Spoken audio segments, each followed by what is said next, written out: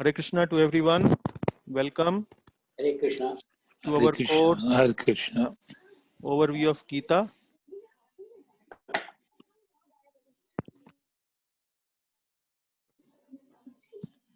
This is our 48th class and this is a workshop on chapter number 13. We took around 4 classes on chapter number 13. It's a very technical and not so easy to understand chapter, but we have made our attempt, and I also see that the participants have also done very well on the workshop quiz. But let us have a little more detailed analysis of the quiz questions in this class. We will start with our regular Mangalacharan prayers. Om Ajnanatimirandasya Jnananjana Shalakaya Chakshurunmilitam Yena Tasmai Shri Gurave Namaha Sri Chaitanya Manobhishtam Sthapitam Yena Bhutale Swayam Rupa Kadamayyam Dadati Swapadantikam Vandeham Shri Guru Shri Yutapadatamlam Shri Guruna Vaishnavamscha Shri Rupam Sagrajatam Sahagana Raghunathanvitam Tam Sajivam Sadvaitam Parijana Sahitam Krishna Chaitanya Devam Sri Radha Krishna Padan Sahagana Lalita Shri Vishakhan Vitamscha He Krishna Karuna Sindho Dina Bandho Jagatpate Gopesha Gopika Kanta Radha Kanta Namostute Tapta Kanchana Gaurangi Shri Radhe Vrindavaneshwari Vrishabhanu Sute Devi Pranamami Hari Priye Vanchakalpatarubhyascha Kripa Sindhubhya eva cha Patitanam Pavanebhyo Vaishnavebhyo Namo Namaha Jai Shri Krishna Chaitanya Prabhu Nityananda Shri Advaita Gadadhara Srivasadi Gaura Bhakta Vrinda Hare Krishna Krishna Krishna Hare Hare Hare Rama Rama Rama Hare Hare. So Hare Krishna and welcome everyone once again. The slide now I am displaying on my screen is showing the link to the Google Docs document where the quiz questions are kept, and also I have provided the table where the answer to the multiple choice question I have summarized at one place. This time I have done a little different format where I have also included multiple choice questions in my regular slides, so you will see the answers in the slides also. So let us begin our revision of the quiz questions. I will target to complete all our questions and discussion till 6:15 in 45 minutes, 40 minutes, maybe 5-10 minutes extra it might exceed, and then we'll dedicate more time on the case study that we have also shared. Case study is the 19th question, but 18 questions are the quiz questions, a combination of multiple choice and the regular short answer type question. So the first question was, explain briefly what is Purusha, Prakriti, Kshetra, Kshetragya, Jnana and Jnayam. So who would like to tell what is Purusha? Purusha is the enjoyer, the Jivatma. Very good. Is that the only Purusha?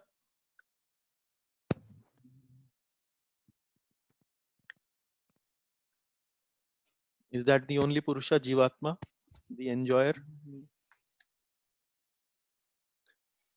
Or is there any other Purusha? So even the Supreme Lord. Supreme Lord, Prabhu. Yes, Supreme Lord is also the Purusha. Yeah. So what is the difference between the two Purushas in terms of enjoyment? One has the material senses, one does not have the material senses. Yeah, but that is senses in terms of enjoyment. In terms of enjoyment.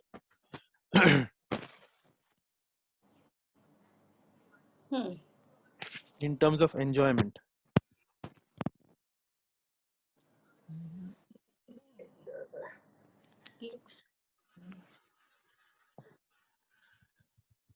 Okay. So the Supreme Lord actually is the real enjoyer. Everything is meant for Okay. his enjoyment. He is the Okay. enjoyer of the material nature and also the living entity. So, but living entity has the mentality of enjoying. The correct and mentality of living entity is mainly to serve the Lord, because he is the real enjoyer. So this is the difference between the two Purushas. What is Prakriti? The material nature. The material nature, or we can also say the material existence that we see all around us. So we see trees, rivers, mountains, all nature, sky, sun, moon. This is the whole material existence around us. This falls under material nature, Prakriti. Okay, sorry. What is Kshetra? What is Kshetra? Body. Body. Body. Very nice. Body. The field. Yeah. Yeah. So Kshetra in Sanskrit, if you translate it, is actually known as field. Field. So field of activity. So body is actually the field of activity. For a living entity, there could be multiple fields. For a small cockroach, the field of activity can be small. For a human being, the field of activity can be larger, because human beings are given more intelligence, more faculty. So Kshetra is field of activities. And then what is Kshetragya? Knower of As the knower. field. And the field. Knower of the field. Knowers, actually knowers of Yeah, the knower. field. Yeah, yeah. So there are, how many Kshetragyas are there? Two. Yeah. So the knower of the field, there are two Kshetragyas, the soul and the super soul. Very nice. And what is Jnana?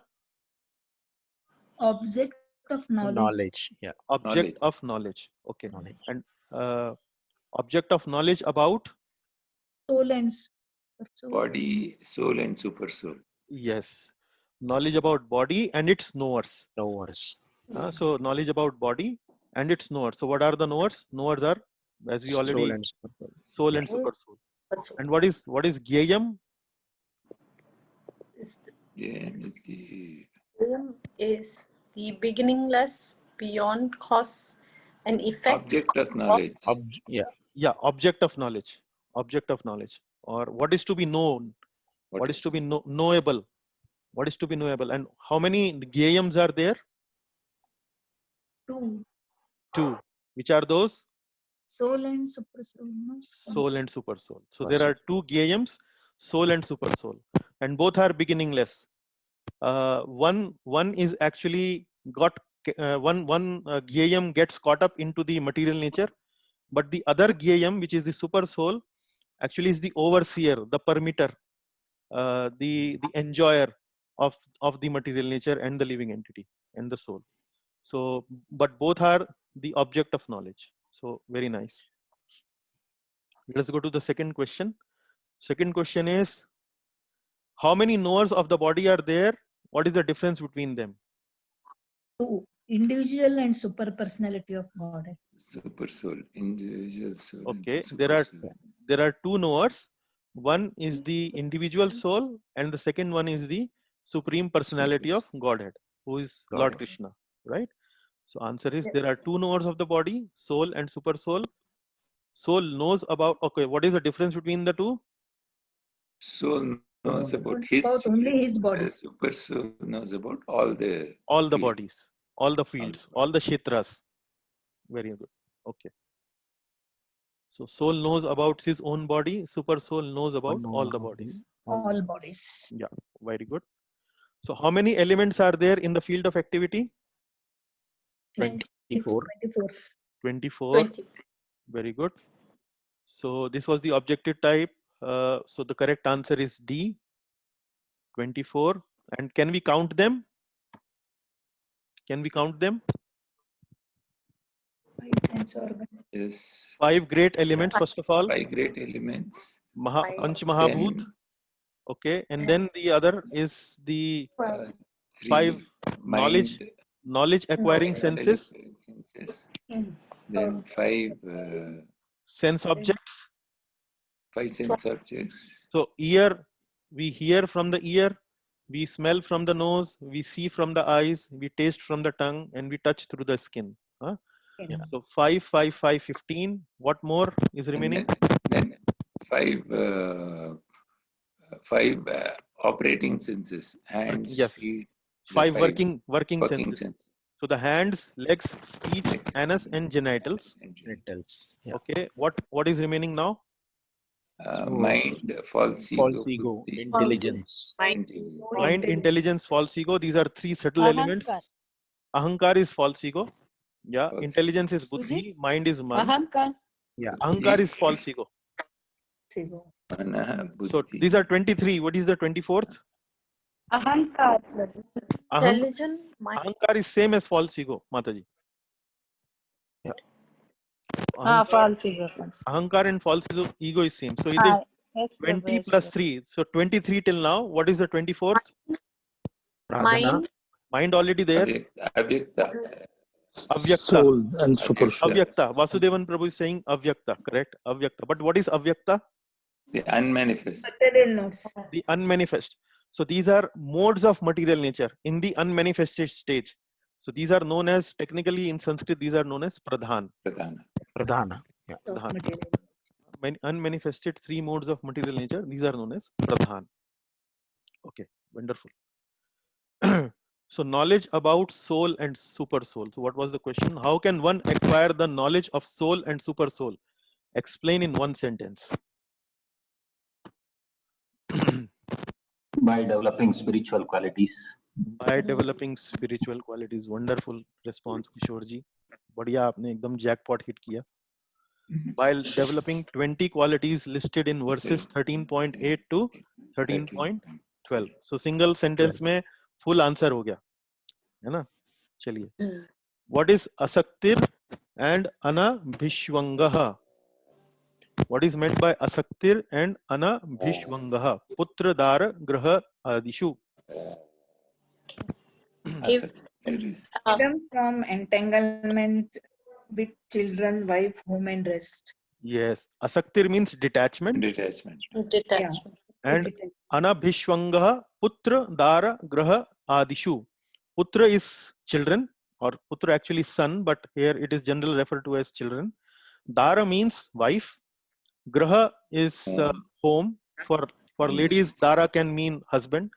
Graha, it is home. And adishu means rest, maybe the relatives and other, etc. etc. So freedom from entanglement of children, wife, home, and rest. But does that mean that we should leave our children, wife, or husbands, homes? What does this mean? What is the more refined understanding of this anabhishwangaha putra dara graha adishu? The refined understanding is that if there are impediments to your spiritual progress, Yes. then you have to away. But the ideal solution should be everybody should operate in Krishna conscious mode. Your home, you should make your home Krishna conscious. Very nice. Yes. Yes. So Prabhupada mentioned this in the purport of this verse 13.8 till 12. So first of all, he clarifies that it does not mean that we do not have feelings for our family members, children, wife, home, and others. It does not mean that we do not have any feeling for them. And then Prabhupada goes on mention that these are natural objects of affection. And then he mentions, but if not favorable to spiritual progress, then one should not be attached to them. And he further mentions that best process of making home pleasant is Krishna Bhakti.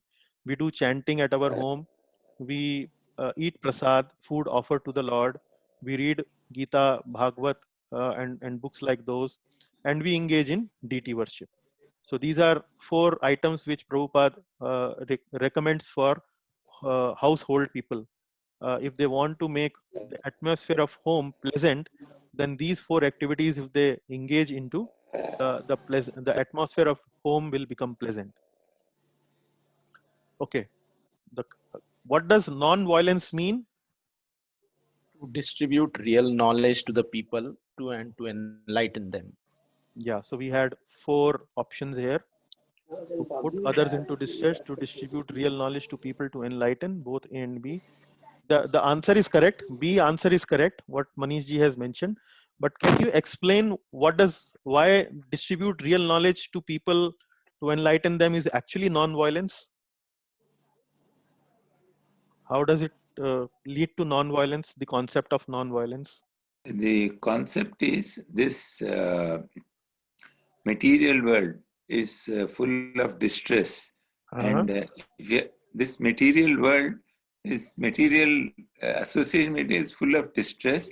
To take away somebody from distress is to give him real knowledge of the soul, and thereby not relieve him from his pain, so to say.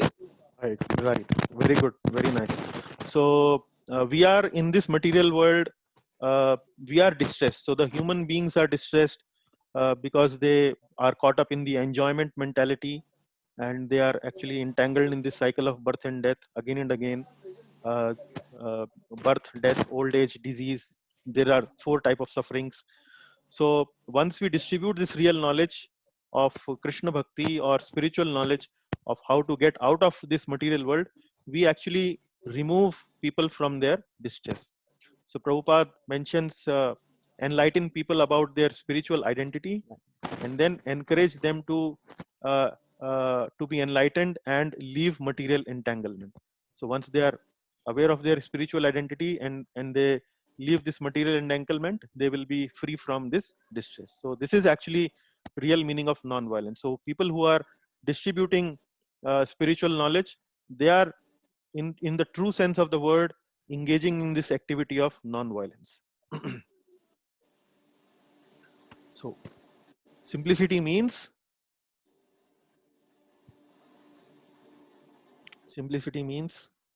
both A and B. Both A and B. The option number C. Yeah. So both A and B, Prabhupada describes in the purport, simplicity means without diplomacy, one should be so straightforward that it can disclose the real truth even to an enemy. Yeah. Cleanliness. How many kind of cleanliness are there? Two. Two. Cleanliness, yeah. 2. External and internal. External and internal. So what is external cleanliness? Taking bath, clean your body. So that are the external cleanliness. And the other one, internal? Internal is some spiritual cleanliness, making your body free from all this material entanglement. Yeah. So Prabhupada describes internal means always thinking of Krishna. Krishna. Always engaging yourself, trying to engage yourself in some activity of Krishna so that you continuously remember him and chant Hare Krishna Mahamantra. So that's how he describes the internal cleanliness. So the moment you continue to remember Krishna, it is actually cleansing your internal yourself from internal problems, issues. So Maicha Ananya Yogena Bhaktir. What is so special about the 16th quality? Maicha Ananya Yogena Bhaktir Avyabhicharini in the list of qualities given in 13.8. So what is so special about this 16th quality? Constant and unalloyed devotion. That is bhakti. That is Shuddha Bhakti. But that is the you are saying Shuddha Bhakti. Constant and unalloyed devotion is Shuddha Bhakti. But the point is, what is so special about this 16th quality, which is Shuddha Bhakti, Ananya Yogena Bhaktir? I'm not asking. देखो ना नहीं बचा रही है. Yes, Prabhuji, sorry. Other qualities follow from this quality. So Other qualities follow from this quality. So Nandikishore Prabhu is having a good time today, hitting jackpots. Yeah. So it leads to development of other 19 qualities. 9 qualities. So simply focus on devotional service. The other qualities will manifest in due course of time. That is the specialty about bhakti, the process of bhakti. So Prabhupada writes, so if one does not approach or is not able to approach the transcendental service of the Lord, then the other 19 items are of no particular value. But if one takes to the devotional service in full Krishna consciousness, the other 19 items automatically develop within him. So this is Gita's purport 13.8 to 12. That is the speciality about it. Okay. Is the super soul all pervading? Yes. Yes. So easy one. Yeah. So some questions I have to put to make people happy. Oh yeah, we are able to do it. Source of all senses, but devoid of all senses. What does this mean? What does the statement mean? Lord is the source of all senses. Lord is devoid of all senses. Explain with the help of an example. What is Lord is source of all senses mean? This one is Lord has the spiritual sense Okay. and beyond that is beyond material sense. So for example, we talked about the blind person who is able to see. Mhm. And this was in regards to the near death ND. experience that we talked about. Yeah. Yeah, so they could see and they could feel it and hear it, So Yes. yeah, that's a spiritual. But that is what you are saying is you are explaining Lord is devoid of all senses. That's what you explained. This part you explained well. Lord is devoid of all senses mean Lord does not have material senses, but Lord has spiritual senses. Lord does not have material senses means what? He does not have physical senses like nose, ears. I mean, for example, if our eyes get damaged, we will not be able to see. So our ability to see depends upon these physical eyes. But the soul, when it comes out from the body during these near-death experiences, even for blind people, they were able to see. Right? So this is in one way we are trying to explain that spirit, the spiritual element, which is living entity, and the Supreme Lord, which is Supreme Spirit. These are devoid of material senses. These have spiritual senses. But what does it mean? Lord is source of all senses.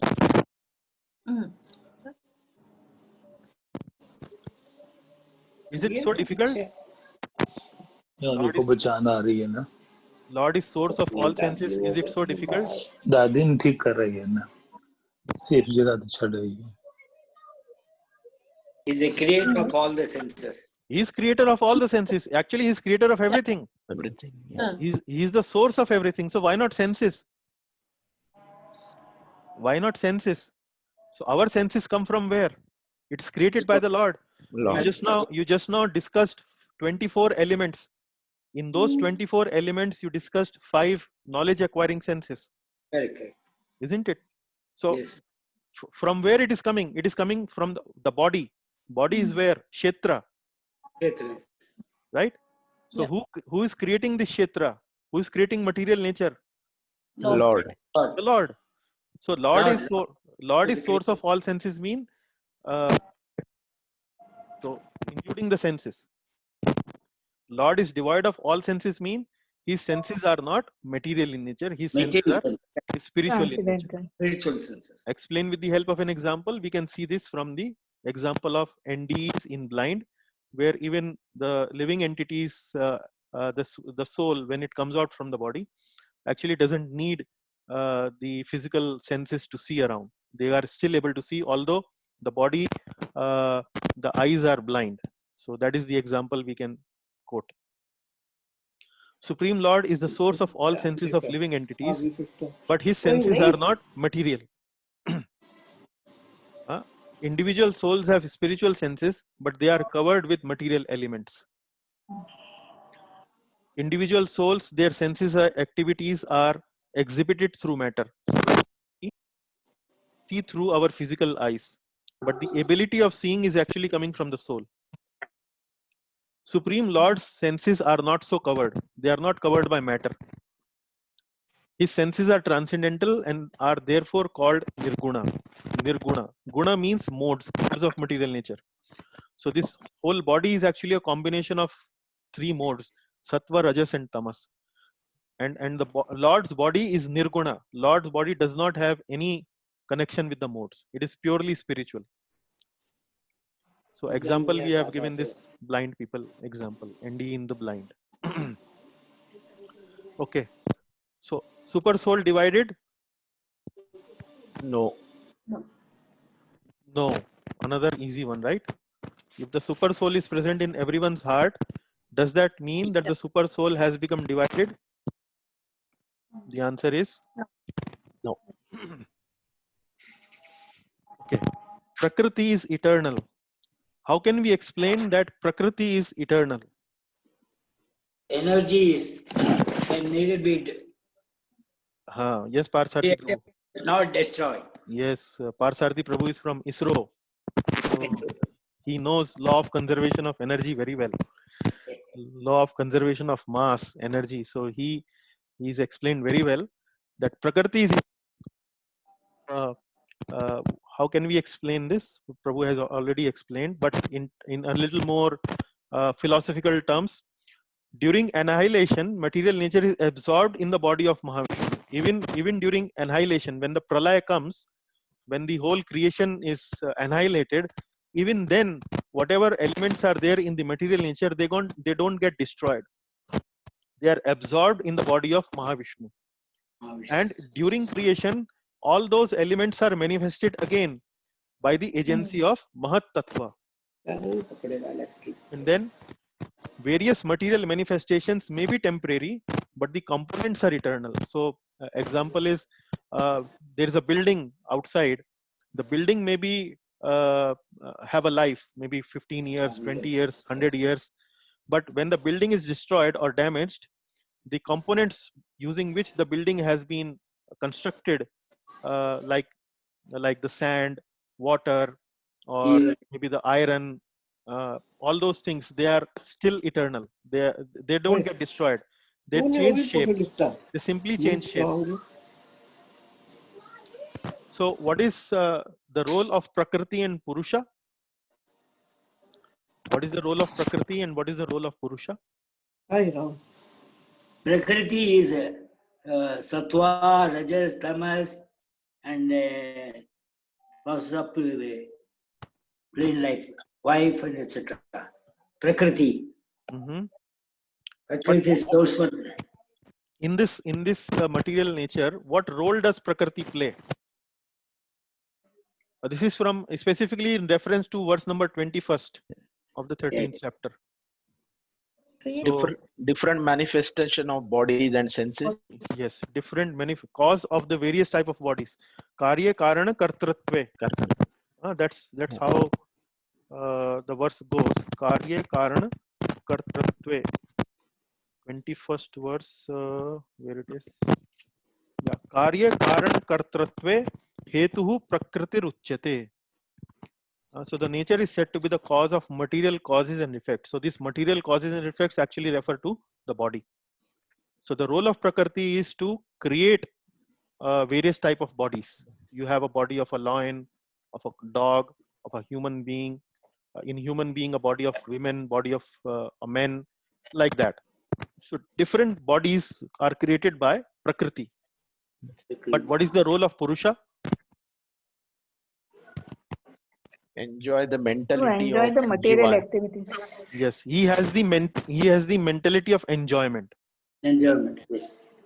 So Faith. yeah, so these verses 21st verse onwards, what has been discussed is when the living entity comes in contact with material nature, what happens? So Prakriti creates bodies depending upon the nature of enjoying mentality of the living entity. If the living entity is needs enjoyment of a particular type, the Prakriti creates a body for that particular type of a enjoyment mentality of the Purusha. Of course, depending upon the karmic score of the living entity, not haphazardly. So the living entity has to qualify for that.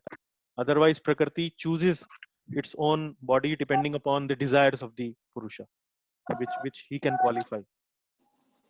So the role of Purusha is have various desires or enjoying mentality, which causes happiness and distress. Okay. Jiva's association with matter. How the Jiva associates with matter and what is the result of such association? Explain with the help of an analogy. Material nature, living entity. Sorry? It's about Sorry, Prabhu, what did you say? How the jiva associates with matter. And what is the result of such association? Yeah, the living entity is situated in the material body, Mhm. and then he enjoys the material modes. Mhm. So Okay. he gets associated with the material modes, and then Yes. the results is he meets with good and the evil. Yeah, with He the meets various with, species. yeah, Good and evil. With the Sat various Asad species. Yonisu Janmasu. Yeah. So the sequence, how does the sequence go? Living entity desires to enjoy the material nature. Hmm. So first of all, he desires to enjoy. So I want to enjoy the material world. Material I don't want to live in Yeah. the spiritual world. I want to enjoy it. Then through the arrangement of the Lord, material nature places the jiva inside a body. Okay, you want to enjoy, you take this body and enjoy, depending upon the desire of the living entity. Then the jiva comes in contact with the modes. The modes offer different type of enjoyments. Sometimes they show a beautiful sunrise. Sometimes they show a ghastly murder. Sometimes they show some other activity. Maybe some people are enjoying money and food like that. So jiva comes in contact with various modes, which produces different type of enjoyment, and the jiva gets attached to some particular type of enjoyment more than the other. The jiva may like some enjoyment more compared to the others. So he becomes attached to these modes, attached to these enjoyments. And then based on the new enjoyment mentality he develops, the material nature places him in another body based on his attachment. So like that, the cycle continues. The material nature places him another body. In the another body, he develops another attachment, and then he gets another body like that. So what is the analogy? What is the analogy that we discussed in our classes? Yeah, so man desires to watch a movie, and then he goes to the theater, and while watching the movie, he likes some scenes, typical scenes from that movie, maybe romantic scenes, action scenes, or whatever. Yes. And now he wants to see the similar kind of movies. Yeah. Yeah. So he now shifts to the another theater where such scenic movies are being played or are shown. Very good, Prabhuji. आपने बिल्कुल आचार्य type explanation दिया, एकदम मस्त. Wonderful. So man desires to see a movie. So man is like a jiva. Movie is something like material nature. He wants to enjoy the material nature, and he goes to a theater. Theater is like a body. He goes to the theater in which the movie is being played. Moving means the modes are being played. There are different combination of modes are there. Some horror scenes, some romantic scenes, some action scenes, and he develops liking for some scenes more than the other. He becomes attached, and based on the liking he develops, he gets placed into another suitable theater. So this is how the whole dynamics work. This is actually the process of transmigration. How? Yeah. So second chapter we understand that the soul transmigrates from one body to another, but here we are going into the detail how this transmigration takes place. So the person responsible for this transmigration is no other than the jiva himself, because he desires, he wants to enjoy. Okay, combination. Anything in this material universe is a combination of dash and dash. Material nature and living entity. Moving and non-moving. Why moving and non-moving? Because we have both the I would say means moving creatures and the non-moving like plants, trees, and all these things. Correct. Moving is like the jiva or whatever the entity, jivatma, and non-moving is whatever is the stagnant mountains or trees or whatever plants. Yeah. So actually, the verse, if you see what it says is both the moving and the non-moving are the combination of field of activities and knower of the field. anything in this material universe. So there are two types of items identified in this material universe. One is moving and non-moving. So both moving is the combination of material nature and living entity, and the non-moving is also the combination of material nature and living entity. So actually the answer is C. Oh, okay. Okay. Yeah. Material. Yeah. So both moving is a combination of these two, and non-moving is a combination of these two. If you read that verse, Okay, okay, you will know. okay. So answer is material nature and living entity. Okay. Now vision of a jnani. What is the vision of a person who knows the difference between soul, super soul, and body? He sees equality in all the living entities. He sees equality. He does not discriminate based on nationality, gender, caste, religion. Yeah. Yes. And then he does not degrade himself by deviating his mind. Okay. Yeah. So you talked about differences between nationality, caste, and gender. Can we extrapolate this further? Yeah, so we have various people of various nationalities, so that we should not treat them or underestimate them based on their qualities or whatever, because one may be Indian, one may be Pakistani, one may be Bangladeshi. So yes, Maniji, that point is well taken. But what I'm asking is, nationality is at a human being level. Caste is also at a human being level, right? Gender also, I think you are referring to human being level. Correct. But can we shift this understanding of at a human being level to maybe a little more? Soul and super soul. Yeah, soul and super soul is there in the human being. But I just want you to think a little bit more in terms of beyond human level.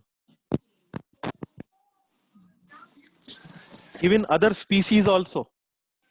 Yeah, animal species. Even animal species, Pashu Pakshi, and plants.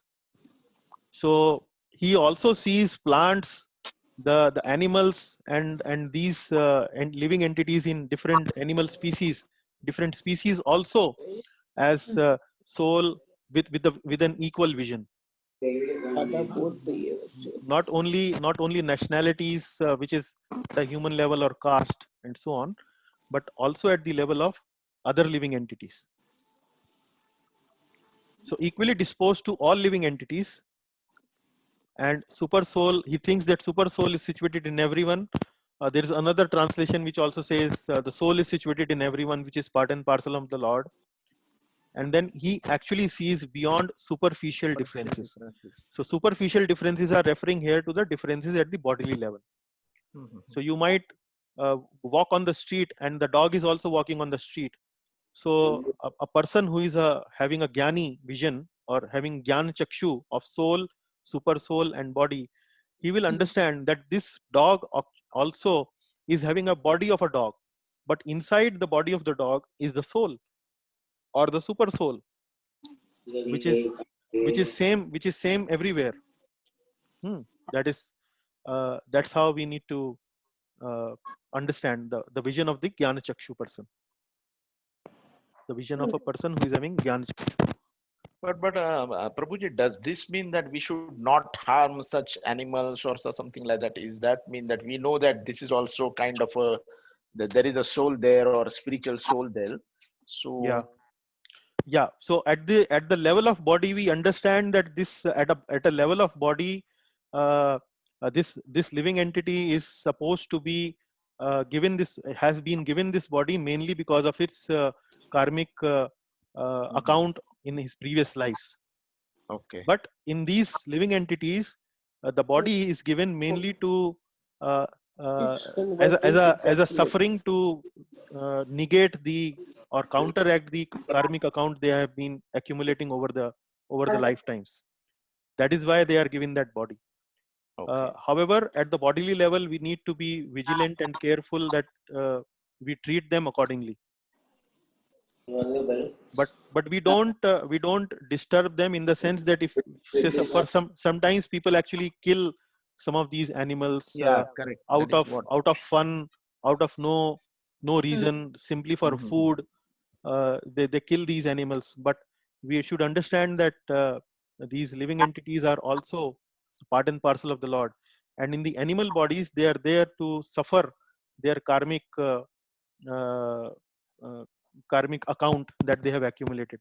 So if we are killing them, we are actually causing disruptance into the karmic chain which they were actually uh, uh, following. They were actually suffering those karmic reactions. So we kind of put disruption in that suffering. So we should allow it to continue. We should allow it to take its natural course, and then live in harmony with all these living entities. Okay. Yeah. Also, Prabhuji, when we kill them, we also accrue some negative karmic. Yes. We also accrue some negativity because we are putting them in distress. Like you just understood what is violence. So we are putting them in distress. They once again have to take another body like that, and again have to go through all that. And we also cause our karmic account go in a negative direction. But Prabhu, even the animals kill each other. Like tiger kills the deer, correct? Because it is its food. But Yeah. and that is what we say. It is nothing but it is a nature. So in Yeah. this case, how does the cycle works actually means? Yeah, when the animal kills another animal for food, they don't get karmic reaction Oh, because they okay. are supposed to be suffering in that karmic reaction. They are already in that imprisonment. So that is something which is part of their karmic cycle. But human being has higher faculties where they can develop spiritual knowledge. Yeah. So if a human being misuses its body, that is something which will give him karmic reaction. Karmic reaction. Okay. Guruji, can I tell the living example of this perceiving the God in Pashu Pakshi? Yes, Prabhuji, please. But kindly be short because we need very to finish. short. I'll Yes. be. Okay. Yeah. This, Brahmgyani Namdev ji from Maharashtra, he was once taking food, and Maharashtra, when they serve you food, they serve you ghee along with the chapati and sabzis. So when he was taking one day food, a dog came and picked up his roti and ran away. Okay. And Prabhu, this Namdev ji was running after him with a katori of ghee in his hand. Prabhu ji, kya swang rachaya hai? सूखी है रोटी, जीभ को घी लगा तकलीफ के होगी, खाओ. घी लगा के खाओ. Okay. So thank you ji. Yeah. Nice example. Okay. Hare Krishna Guruji. Yes, thank you, Prabhu. Thank you, Tauji. Yeah. So 18th, we are on the last question of our quiz. After that, we'll have a case study. So soul mixed with body. This is the easy one, right? Does the soul mix with the body? No. Yes. So the correct answer is no. And there are two analogies that the Lord gives. One is what were the two examples?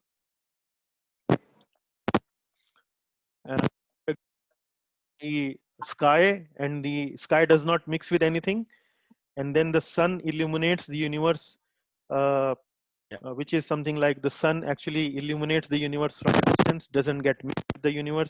Similarly, the soul illuminates the body, does not get mixed with. And you also gave example of the oil and water. Oil and water. Oil and water. But that was my example, not the Bhagavad Gita's example. No. But yeah. I gave the example of oil and water. Yeah. So no. Now our case study.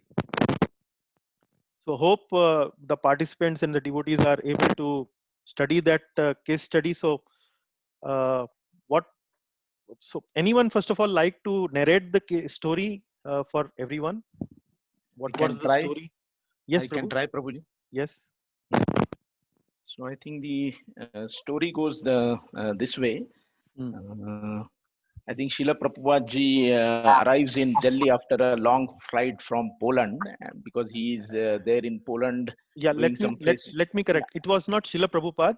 This is that is by His Holiness Indradyumna Swami. He's a different Okay, sannyasi. Not it was not Consider- Prabhupada. Okay. Yeah. Okay. Anyway, no problem. Please continue. So he arrives from Poland to Delhi after a long flight because Yeah. he was involved in that festival doing all the Harinam japs. Yeah. And he arrives in Delhi at early morning, and Mhm. he could feel the strain because it was a long flight and he was involved in all this maybe 2 months, all the chanting and doing a lot of work there. And while before going to the immigration, he felt all the strains, so the people helped him to get out of all these things. Yeah. And then he met his friend Narottam Das Yeah. outside the airport, Yeah. and they wanted to head towards Vrindavan. Mhm. But somehow the person said that he is very tired and he wanted to stretch his legs because he did not wanted to again sit in the car for long 4 hours. Yeah. They both go to a nearby garden, Yeah. and they are just maybe the garden is full of nice flowers because it has been rained in Delhi recently, so the atmosphere is very nice. Mhm. They are just walking and then they are chanting, and Uh-huh. suddenly they see a person who is doing some meditation in the bushes. Uh-huh. And they are very curious to see that what this person is doing, so he is performing some yogas and then he is meditating. So they take some pictures of him, and then they approach him, Mhm. asking him they wanted to ask some few questions. But once he finishes all these terms, so they ask him that what are you doing? So he's saying, I'm practicing yoga here. So Yeah. it's, definitely he is doing all these complex asanas, Mhm. which I mean, he's a true practitioner. It Mhm. doesn't seem to be someone who is just doing some small asanas, but definitely he seems to be a long practitioner. And then they speak to him. Mhm. Then he says that yes, he comes to this garden every day and he does the yoga for 8 to 10 years, and he's doing this from last 40 years. Yeah. And they ask him that what do you do for earning? Then he just says that no, nothing, this is what is my work. Yeah. So 8 Yeah. to 10 hours he does yoga. Then these people ask them that uh, typically the yogas lives in Himalayas and all these things, so why are you doing it in Delhi? He says it makes no difference Mhm. whether Himalaya or with any other place, any holy place, Yeah. but he has never been out of Delhi. Mhm. So that is what he says. Mhm. And then these people are very curious to understand more about him, and then they ask him about whether he knows apart from yoga what else he knows. So he said he's also involved in he has read the scriptures like the Yoga Sutras of Patanjali or whatever. And then what about Bhagavad Gita or Srimad Bhagavatam? So Mhm. he says he also has read this because he just shows the book which is lying near in the nearby bench. Yeah. So uh, so the name of the person he tells his name is Om Prakash, and then this is what he's doing for last 40 years. Then these people offer him that why don't you come to Vrindavan, and then because it is one of the holiest place in India, and then you can do chanting there. You can also do a worship or do Krishna chanting. You can sit there because you don't have any detachment, correct? You don't have anybody Mm. behind you. You are Mm. alone. Mm. But then he says, what is special in Vrindavan? Then they say that especially Vrindavan is a holy place where Supreme Lord has lived there. So definitely it is a good place where you can be spiritually enlightened if you do all these asanas or if you do all kind of bhaktis over there. Yeah. Yeah. So instantly he agrees for that. He says, okay, definitely I will come there. And they just so he seems being a kind of a I will not say poor person, but these people hand over money to him so that he can Go come to to Vrindavan. Vrindavana, Yeah. go to Vrindavana. Yeah. And by the time these people have some work in Delhi, so they just go around maybe shopping. They wanted to buy something, and then when they start their journey to Vrindavana, the person calls him. The Om Prakash gives a call to Narottam Das saying that, oh, I'm already reached Vrindavan. Yeah. So he is so fast that before these people reach, he is already there. And Yeah. then he asked, what should I do now? So they said that, yeah, it will take us some time to reach there, but in the meantime, you can roam around the temples, you can visit so and so places. Yeah. And then when these people arrive, they meet him. And then I think Narottam Das takes him to the nearby temples, and then they take bath in Yamuna, and then they show him all this Vrindavan temple and all. Yeah. And then he is also happy, seems to be happy. And then he notices the another sadhu which is there. Then he says that you are really old now, and I see that your health is little bit not well. So I will teach you some of the asanas. But then he started teaching the asanas, but the guru is not very much, because he's quite old in the 60s, so he could not perform the good asanas. So he says, as per Bhagavad Gita, he says you are only involved in doing Jnana Yoga and Ashtanga Yoga, but it would be also happy that you do some kind of Bhakti Yoga, and you do chanting of Shri Krishna, which is equivalent to all these things, so that you are elevated to some Bhakti level, rather than in all this Jnana Yoga and Ashtanga Yoga level. Yeah. Then he says definitely he will be interested, but he says that so he asked the question to the sadhu or the guru, saying that you started the Krishna Bhakti at the age of maybe 9 or 10, but now I need to start at age of 50, so it might take some time for me to get adjusted to all these things. Yeah. And then on the second day, I think again Narottam Das and these people say that, okay, you stay here, we will take care of you, we will offer you a room so that you can be here and chant Hare Krishna Mahamantra and all these things. But he says, no, I will go back. And he says, maybe whenever I feel, I will again come back. So this is way the way he comes to Vrindavan very fast, the same way he again goes back to Delhi. So this is something, a short narration of the story. Yes. So there are a few quotes of Srimad Bhagavad Gita mentioned here, which I did not No go into problem. more No problem. details. Yeah. So very nicely explained. Thank you very much, Manish Prabhu. So I will just maybe reiterate few important points here. Actually, this whole story is about a meeting of a Bhakti Yogi with a Ashtanga Yogi. So Ashtanga Yogi, I hope you understand, is somebody who do all kind of yama, niyama, asana, pranayam, and then through that, these Ashtanga Yogis try to develop the control of senses.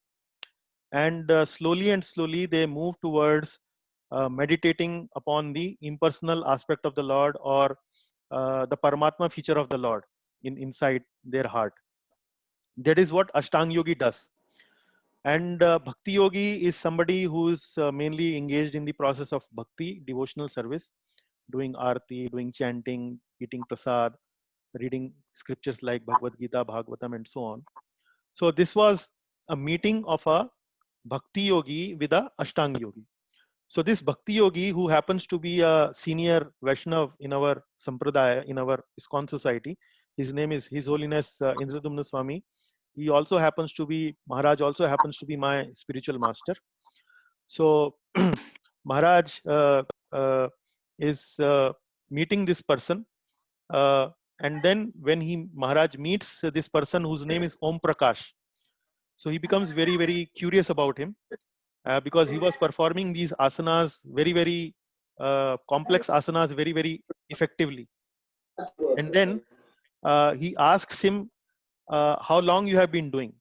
So Om Prakash mentions that he has been doing since the age of 9. And it has been almost 41 years that he has been doing these asanas.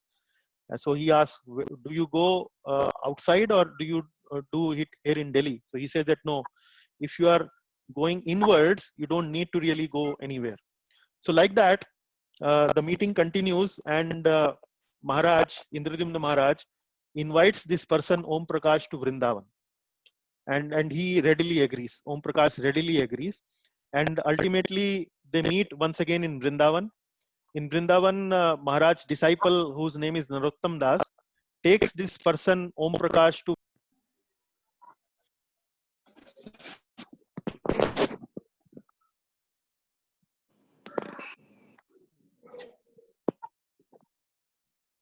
Hello. Hello, Prabhu. Yeah, can you No, hear him? Can you hear Prabhuji? no, I can't. Prabhuji, we lost your voice. Yes, Prabhu, we are not. Hare Krishna, Prabhu. Yes, we could not hear. Yeah, I think he got disconnected or something. Can you hear me now? Yeah, Yes. now we can hear you. Can you see the screen? No, screen not yet.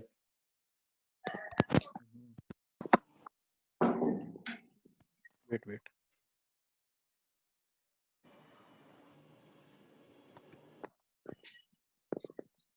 Give me a minute. Now Can you, see screen. the, can you see the screen now? No problem.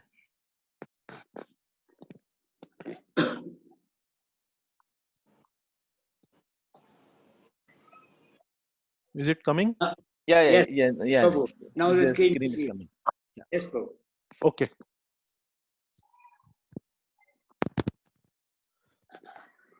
Yeah, so I was narrating the story. So this is a meeting of a Bhakti Yogi with a Ashtang Yogi. Now they meet in the Vrindavan.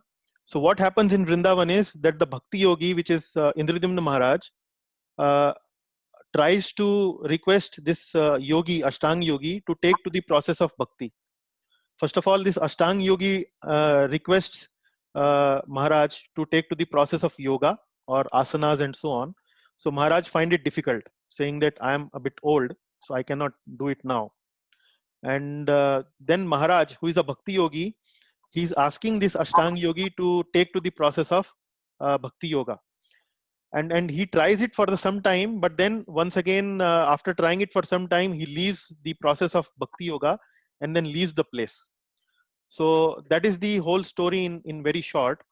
A meeting between Bhakti Yogi and an Ashtang Yogi. So in this story, what we really see is the contrast between the two type of practices. How the Ashtang Yogi takes to the path of spirituality and how the Bhakti Yogi takes to the path of spirituality. So the Ashtang Yogi was taken to the path of spirituality by doing asanas and pranayam, meditating in a lonely place in a park, closing his eyes. Even at one place, Maharaj, Indradyumna Maharaj asks him, have you been able to see the Paramatma in your heart? Because this sadhu, Om Prakash, his guru had told him that you should meditate unless and until you see the Paramatma within your heart. So Maharaj asks him, have you been able to see the Paramatma in your heart? So he says that not yet. But then it has been very evident from the article that this Ashtang Yogi was very, very renounced. He was very calm and composed, detached, uh, uh, seeming to be indicating about the purity of heart he had developed over the years by his practice of asana, pranayam, dhyana, meditation, and so on. So this is what the Ashtang Yogi, I would say, was trying to do. But on the other hand, Maharaj, Indradyumna Maharaj, who is a Bhakti Yogi, he is trying to engage this person into bhakti, because Maharaj quoted this verse from Bhagavad Gita, 6th chapter, that among all the yogis who tries to follow my bhakti process is the topmost yogi. This is the last verse of the 6th chapter. So by quoting that verse, Maharaj tries to explain to this Om Prakash that you take to the process of bhakti and then you will be okay. But then what happens in the end is Om Prakash tries it for some time, but then kind of says that no, I'm going back to my park. So he goes back to the park. So that's in this story you can see the contrast between the Ashtang Yogi as well as the Bhakti Yogi. Now in the picture that you see on your screen, this is what I'm trying to show, various devotional processes. So the gentleman on the right hand bottom corner, he's meditating upon the impersonal aspect. So you can call him as a Jnani Yogi. So we studied in the 12th chapter, and this section of Bhagavad Gita is also about Jnana Yoga. So which talks about mainly about the impersonal aspect of the Lord, Paramatma aspect of the Lord, or the difference between the body and the soul, super soul, like that. So this is a Jnana Yogi, but when Jnana Yogi progresses a little bit forward. So in that situation, he is able to see the Paramatma within his heart. You can also call him as Ashtanga Yogi, also goes through the similar process. But here you can see a Bhakti Yogi. This is the initial stage of Bhakti Yogi, where the Bhakti Yogi starts to worship the Lord through various processes: Smaranam, Shravanam, Kirtanam, like the 9 process of Bhakti. And then slowly, like the Ashtanga Yogi starts to see Paramatma in the heart, similarly the Bhakti Yogi also develops attachment to the Lord. He also develops some similar purity and similar attachment to the Lord in due course of time by properly practicing Bhakti Yoga. And ultimately, both the Ashtanga Yogi ultimately have to come to the platform of Bhakti, because here you see both the Bhakti Yogi and the Ashtanga Yogi are dancing in Kirtan. So ultimately, to reach the perfect stage, final stage of Bhagwan realization, both the Ashtanga Yogi and the Bhakti Yogi have to come to this Bhagwan realization stage. So that's what this article is showing. So this was mainly to, because we are studying the Jnana Yoga sections of the Gita. The article, the aim or the objective of the article was to contrast between the 2 spiritual paths, the Ashtanga Yoga, or you can say Jnana Yoga, versus the Bhakti Yoga. That was the main idea. And I have taken some takeaway points. I have gone through some of the responses that you have submitted regarding this. And I'd like to share the takeaway points, some 7-8 takeaway points that I have listed on this article. They are as follows. So one place this Yogi Om Prakash mentions that if you focus within, you don't have to necessarily worry about the place. Either you are in Himalayas or you are in some other place like Delhi or so. So this is even true for Bhakti Yoga also. So place does not matter. Actually, the practice, if you are doing it properly, it is sufficiently, you can do it at any place. Then another point is the Ashtanga Yogi, you have to just observe the kind of austerity the Ashtanga Yogi has to do. He has to do long hour of meditation, 8 to 10 hours, and that he was doing for 40 years. Now, why this point I have listed here is, just imagine, are we able to do like this? Is common man like you and me, can be able to do long hour of meditation like this for so long years? And even after doing for 40 years, he was still not able to see the Paramatma within his heart. So that is the main point which I want to emphasize by this bullet. Then the third point is, the yogi's only work, getting free from samsara, free from cycle of birth and death. What it means is, the yogi has to be retired from active social life. His only work is to meditate, constantly focus within, to see the Paramatma feature of the Lord. That is the only job the yogi has. And he was interested from very young age. At one point in the article, he mentions that he became very interested in this process. And he mentions the story that once there was a spiritual teacher that came, and he got very much attracted towards the spiritual teacher. This gentleman, Om Prakash, was very young. He was only 9 years of age. He was playing in a park, and there were many other children, but other children were not attracted to the spiritual teacher. He only got attracted. So there is some hint that this particular person, Om Prakash, had developed some kind of a Sukritis or austerities he had done in his previous lives. That is why he was so naturally attracted towards this spiritual teacher. And he actually started to take through that process of Ashtanga Yoga by learning it from his spiritual teacher. And the spiritual guru gives this goal to Om Prakash, that your goal is mainly to see the Paramatma in the heart. And then you can see that Om Prakash did not have any worldly education. He never go to school. He never went to school. And he was retired from active social life. Now, can we, you, me, and specifically the ladies, can we do this kind of a step? Can we really retire from this kind of an active social life? Neither we don't have any renunciation, purity to renounce from active social life and start to take this process. So that is another feature. This is in contrast with bhakti. So in bhakti, you need not retire from active social life. You can still continue to follow the path of bhakti without retiring from active social life. Then the difference of books. So these Ashtanga yogis are studying Yoga Sutras of Patanjali. And what does Bhakti Yogas are doing? Bhakti yogis are doing? They are studying Bhagavad Gita and Srimad Bhagavatam. They are developing the love for the Lord. And then the place does not necessarily make difference, but spiritual places of pilgrimage, Vrindavan, are special. So although, as we discussed in an earlier bullet, the place does not make difference, but a spiritual place of pilgrimage like Vrindavan are special because there the vibrations are different. There the mercy of the Lord is flowing everywhere. So that is what also is mentioned in the article, in the discussion between Indradyumna Maharaj and this yogi. And yogi did not even had a cell phone. If you observe, he did not even have a cell phone. He had to call using a public phone to Narottam Das, who is the disciple of Indradyumna Swami there. And this point speaks about his renunciation. He is not really attracted towards these gadgets like mobile phone and so on. And then the other point is where Indradyumna Maharaj in the article mentioned that through Ashtanga Yoga or Jnana Yoga, one can obtain knowledge, and maybe they can obtain siddhis also, but they cannot obtain the satisfaction of the heart which longs for love. So Bhakti Yoga is the yoga of love, and Ashtanga Yoga and Jnana Yoga, these are the processes where the yogi actually meditates upon the impersonal aspect or the Paramatma aspect of the Lord. And in the process of Jnana Yoga or Ashtanga Yoga, they obtain knowledge about what? Soul and the super soul.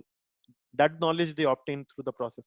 But during the process, they also obtain some mystical powers. You might have heard about some yogis are able to walk on water. Some yogis are able to create ash, like that. So these are siddhis. These yogis can obtain by this austere process of Jnana Yoga or Ashtanga Yoga. But as Indradyumna Maharaj mentioned, that you can obtain this knowledge and siddhis, but you may not be able to obtain the satisfaction of the heart. Why? Because heart is always looking for loving relationships. That you cannot potentially or have a difficulty in obtaining these. Then the last part is the yogi found it difficult to practice bhakti. When he was offered to do some chanting of the holy names, to go to the various pilgrimages in Vrindavan, to stay in the temple for some time, the Ashtanga yogi found it a little bit difficult to convert or to take to the process of bhakti. And that is what leads us to the next slide, where Srila Prabhupada in the purport of 12.5 actually mentions the very same point. How he mentions that, let us read it. Prabhupada is saying, a living entity is eternally an individual soul. And if he wants to merge into spiritual whole, he may accomplish the realization of eternal and knowledgeable aspects of his original nature, but the blissful portion is not realized. Now, what does this line mean? The first line. He says that he can accomplish the realization of eternal, which is Sat, Chit, Anand. So Sat means eternal, knowledge means Chit. So through his own individual effort, the living entity, through his own individual effort, can understand the eternal aspect of the absolute truth and the knowledgeable aspect of the absolute truth. So the absolute truth is Sat, Chit, Anand. So through his own individual effort of Jnana Yoga or Ashtanga Yoga, the living entity can understand that the absolute truth is eternal. He can also understand that absolute truth is knowledgeable, all knowledgeable. But he cannot understand the blissful portion, which in the previous slide you saw that Indradyumna Maharaj was referring that heart longs for love, which from where the bliss comes. So, but blissful portion is not realized. That's what the first line means. By the grace of some devotee, such a transcendentalist. Who is this transcendentalist? He is the Jnana Yogi or the Ashtanga Yogi, highly learned in the process of Jnana Yoga, or Ashtanga Yoga, like what we see in the article, may come to the point of Bhakti Yoga or devotional service. So this person came in contact with the devotee, Indradyumna Swami, my spiritual master. He came in contact with the devotee, and my Indradyumna Maharaj actually tried to engage this person into bhakti, but he did not accept the process of bhakti. What it says, at that time, long practice in impersonalism also becomes a source of trouble because he cannot give up the idea. Now you saw that Om Prakash could not give up the idea of meditation. Although he came quite close to the process, he came quite close where a bhakti yogi directly engaged with him, tried to inspire him to take to this process. And he also liked, in some places it mentioned that he also kind of liked going to Vrindavan, staying in the temple and all those things. But ultimately, he could not give up the idea of impersonalist meditation. So what Prabhupada is trying to say here is, therefore, an embodied soul is always in difficulty with the unmanifest. So this verse, which is in 12.5, is actually the same verse which tells, where Arjuna asks Krishna, which process is better, worshipping the personal form or the impersonal aspect of the absolute truth. So the Lord Krishna replies that impersonal feature is always klesho adiktaras tesham. It is always filled with klesha, filled with trouble. So what Prabhupada is now mentioning here is that for the soul who is taking to the path of impersonalist aspect, he is always in difficulty. Both at the time of practice, you saw 40 years, 9-10 hours daily he was practicing, and at the time of realization. So both at the time of practice it is difficult, and at the time of realization, when he has to take up to the next ladder, which is the ladder of Bhakti Yoga, at that time also it is difficult, because he's so used to his meditation, it is difficult for him to once again take to the process of Bhakti Yoga, which involves activity like Kirtan, which involves activity like deity worship, reading books, Bhagavatam, Bhagavad Gita, and all those activities. So that's what I wanted to emphasize through this article, because people like Om Prakash are rare, very rare in the world today. You will not find Ashtanga yogis or Gyan yogis roaming just like that. So you are going in a bus or you are going in a train, you might find an Ashtanga yogi or a Gyan yogi. And even if you find, you probably may not be able to come closely in contact with them, asking them, what do you do, how do you work, and what practices do you do, and so on. So the article brings out this point in a very nice manner, in a very simple way. And what really caught my attention was that when I was reading this purport of 12.5, it reminded me of this particular article, which brings out this point very, very easily and sweetly. So that's what I wanted to share through this case study. Now coming to the last section of our class workshop, this is the most important verse in this chapter, 13.22. And there was a quiz question also regarding this verse. Purushaha prakriti sthohi bhungte prakriti jan gunan karanam gunasangasya sad asad yoni janmasu. So would the devotees like to recite this verse, try to remember this verse? Anyone who can recite this without looking at the screen, or maybe looking, yeah.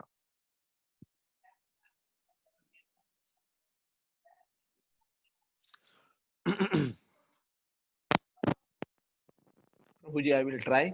Yes, Manish Prabhu. Yeah. Purusha prakurti stohi bhungte prakurti jana gunaha karanama guno sanyosaya sada asad yoni janmasu. Oh, very nice. So maybe there are some words which you can maybe improve a little bit. Karanam. Karanam. Yeah. Karanam. Guna. Guna is 3 modes of nature.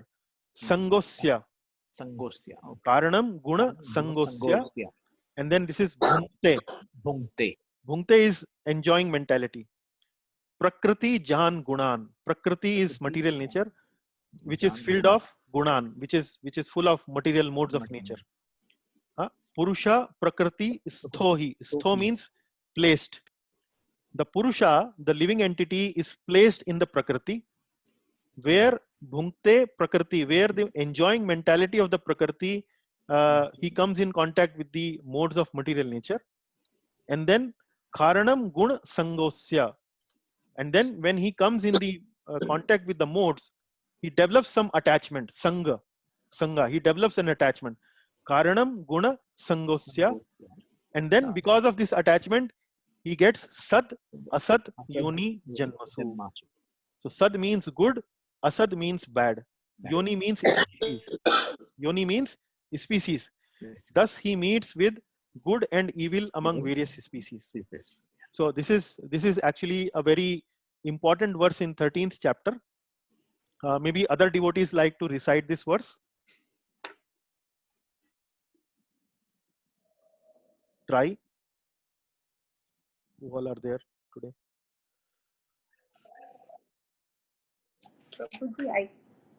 Yes, Mataji, please try. Yes, Sita Mataji, you wanted to try? Prabhu, okay, give me a second. Yeah, okay.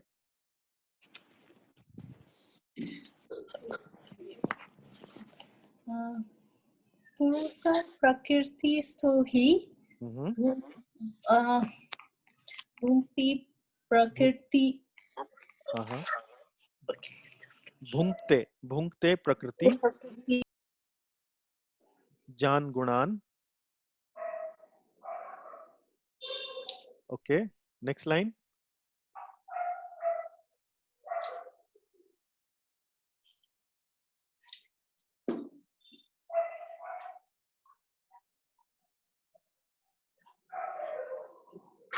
Difficult? Karanam Guna Sangasya Sad Asad Yoni Janmasu. Okay, any other devotee like to try? You can read it and do it also. Hare Krishna Prabhuji, I will try. Yes, Prabhuji. Purusha Prakriti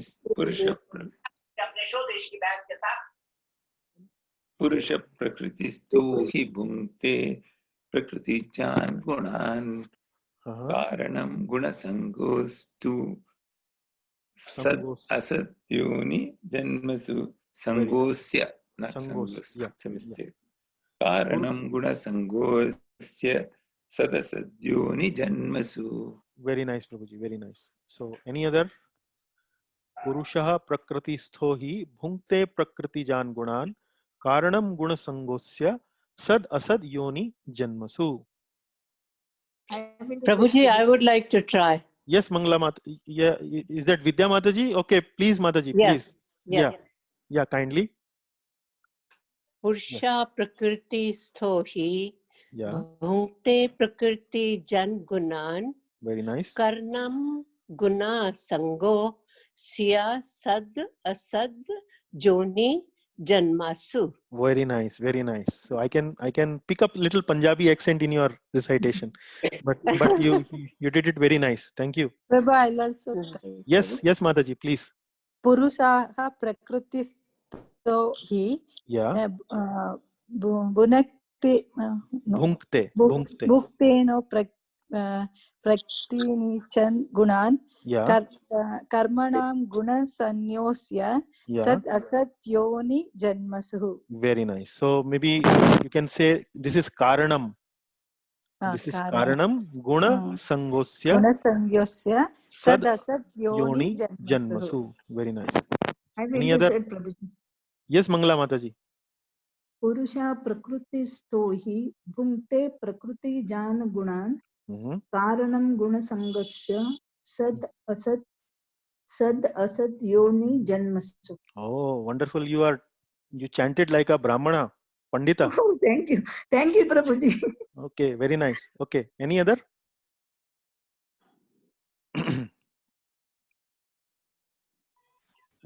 Let me chant, Prabhuji. Yes, Kishore Prabhu, please.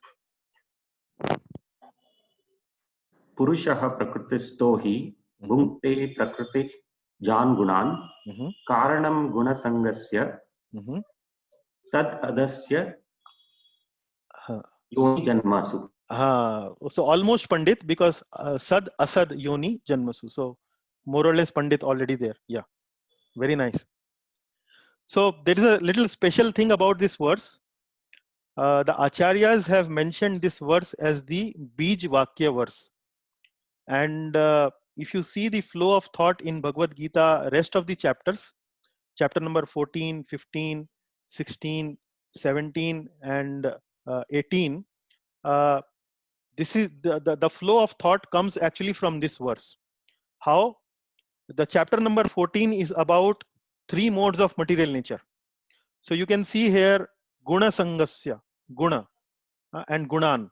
So Guna means material modes, Sattva, Rajas and Tamas. So chapter number 14 is about 3 modes of material nature. Then chapter number 15 is about the yoga of supreme, Purushottam Yoga, where like here it is mentioned Purusha. And so in the 15th chapter, it is mentioned about that real Purusha is actually the Supreme Lord. So the 15th chapter comes from also through this verse. Then the 16th verse is, the 16th chapter is about the divine and the demoniac natures. Divine nature and demoniac nature. So there the Lord describes that if you develop attachment with sattvic gunas, you get good species. If you develop attachment with the tamasic nature or tamasic gunas, you get asad species. So the 16th is about divine and demoniac, one who are godly and one who are demoniac in nature. And the 17th is the 17th chapter is about the divisions of faith. What is division of faith? Now in the 16th chapter we see the divine and the demoniac, but in the 17th chapter we see Arjuna asks, what about those who are neither fully divine nor fully demoniac? So the Lord mentions about people in between. So it is division of faith. So like that, if you kind of remember this verse, you can trace the flow of thought in the rest of the chapters of Bhagavad Gita, where 14th chapter is about gunas, 15th chapter is about the Purusha, the real Purusha, the 16th chapter is about the good and the bad, and the 17th chapter is about between good and bad, and the 18th chapter is actually the conclusion, which is summarizing everything. So that is why this verse is called as Bij Vakya or Mahavakya in this section of Bhagavad Gita, which leads to the rest of the chapters in that are to come in Bhagavad Gita. Yeah. So that is why it is so important and so useful to remember this verse. So thank you very much. Are there any questions?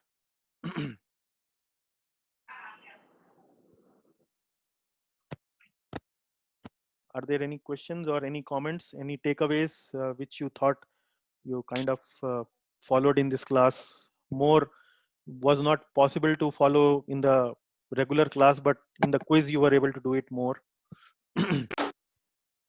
And I think quiz really gave us the full clarity and the recitation of whatever we studied. That is what I felt. Yeah, the more discussions happened in quiz, and we got more understanding or more clarity on all the Kshetra, Jnanam, everything. Okay. So quiz seems to be working well. I mean, Yes, does it really serve the purpose? Yes, very much. Very Yes, much. Prabhuji. Okay. Quiz works well. That's nice. Okay. Okay. So thanks for all your efforts, Prabhuji. It's a huge effort from your side also for making all these slides and quiz. Yeah. Yeah, thank you very much for coming. Actually, if you don't come, there is no point making all this. So unless there is an audience, what is the point of speaking to anyone? So thank you very much. Can I ask? No. Thank you, Yes, Prabhu. yes, Hare Krishna, Prabhu. yes. I think there is some Hare question. Krishna. There is some question. Yes, Prabhuji. No, just Hare Krishna, Prabhuji. Only observation. Yeah. See, it is mutual. When you say the way you engage and the way it makes us come. Okay. So it's not that. So we really lucky in many ways, and we consider fortunate to have this association. My Just pleasure. coming back to the quiz, I think quiz does 3 things. One is before we sit for a quiz, we again go through, revise the chapter, read it properly. Yeah. So some things that you've not read properly or you've not understood while reading, you get an opportunity to revise. And more importantly than the way you discuss it, so we know the answers, we have somewhere given the answer, but we get the complete picture. Many of our answers, we know that, but it's an incomplete answer. When you present it, we get a complete picture. So our whole understanding gets more rounded. And we really appreciate all that effort you put into all this. It's not easy. I know that. And thank you very much. Thank you, Prabhu. Prabhuji. Thank you Hare for Krishna. encouraging me, actually. Your word of appreciations are really encouraging me to do it, and continue to do this. So thank you very much. I really appreciate. I think Ishwar uncle had some question. Yes, Prabhuji, please. First of all, I want to say that with every passing week or every lecture, things are getting into our brain, and more information regarding Bhagavad Gita and how we should start living, thinking, moving, interacting. Things are really taking shape. It's really helpful. Yeah, thank Then, you. having said that, I want to understand a little bit about transmigration. See, when I was trying to read and then wanted to discuss it with my wife, trying to teach her that what I'm being taught, and now I wanted to try on you how to teach. Then she took me a question. As I was telling her that the souls get transmigrated depending upon their karmic load. So her question was that if after having done so much, or the human birth is considered the most superior one. Yes. Her first question was, how is it that we see everything getting rotting around us? There is so much of mistrust, there is so much of bad things being done everywhere. Still, the human race is increasing, the population is exploding. How do we explain this population increase vis-a-vis what we are seeing around us? Not very religious, not very righteous people doing right things. So how do we explain all this transmigration?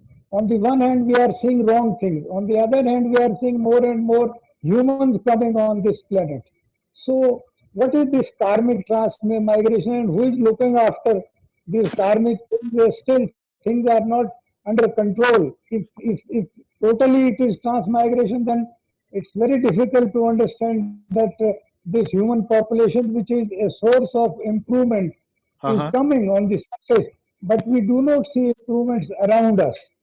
Yeah. So this can be explained because, see, whichever living entity is now in the process of cycle of birth and death, ultimately by the arrangement of nature, one fine moment, they will be given this opportunity to take this human form of life. And so this is one part of the explanation. And the other part of explanation is that we are assuming that life only exists on earth and only in human form. Life actually is existing not only in human form, it is also, the souls are also there in the plant body and the animal body, and not only on earthly existence, but they are also in the other planetary existence. There are hellish planets, there are heavenly planets. So there are existences even beyond the planet of earth. So if the human population is increasing, that is simply means that they are not able to say, for example, if the students in 11th standard fail and student in 10th standard pass, then the population of 11th standards will go up, isn't it? If 11th standard student fail, they will remain in 11th standard, but the student of 10th standard pass, they will anyway will be graduated to 11th standard. So now in the 11th standard, the population will be more. So like that, you can explain to her. Okay. So they are not necessarily from Earth. They may be from other places or Yeah, because other life is planets. everywhere. Life is everywhere. You will see in Bhagavad Gita chapter 2 where it says soul is everywhere. So indicating that life is even there on other planetary systems. Okay. Yeah, their bodies might be different. Their existence might be in a different way. Like even on earthly planet, we see that fishes can live on water, but human being cannot live on water. So if the soul is given a suitable body to live in water, it can live in water. But if a soul is given a suitable body to fly in air, it can fly in air. So like that, if a soul is given a suitable body to live on sun planet, they can live in sun planet also. Likewise on a moon planet also, where it is very cold. So it is the matter of getting the right kind of body to survive in a particular existence. So increase in human population is a good sign or a bad sign if we look at the total picture of the thing. See, it's a very small, minuscule part of the reality that we see here. So the workings of karma or the cycle of karma is a very difficult process. It is very difficult to understand actually whose karma is what and at what stage of their spiritual evaluation these people are. So it is very difficult to estimate. So broadly, you can answer Madam's question by telling her that life is everywhere. So soul can naturally, when it graduates from a particular kind of species, they are given this human form of birth. And then if the human beings are not moving on, they are kind of accumulating on this planet. And many of these human births are because they are ungodly sometimes. So and not many people are taking to advantage of this spiritual path and all these things. So even if they are taking birth as human, maybe their next life is not are going to be human as such. Yeah. So like that, it needs to be the vision needs to be broadened beyond earthly existence and beyond human bodily existence. So if you can convince her of those 2 points, you can explain this how it is possible. Prabhuji, just a couple of thoughts on this question. Yes, Prabhuji. So one is we are saying population is increasing. Yeah. The actual fact is the longevity is increasing. Mm-hmm. So it's a lifespan is increasing and increasing considerably. Yeah. So in that sense also population will increase. The lifespan was short, the population would be much less. So and second thing, while we are saying so many things are bad, I think there's a lot of progress in the sense, if you see, we are becoming more and more sensitive. See, we are not hunting down animals the way we are hunting down 100 years back.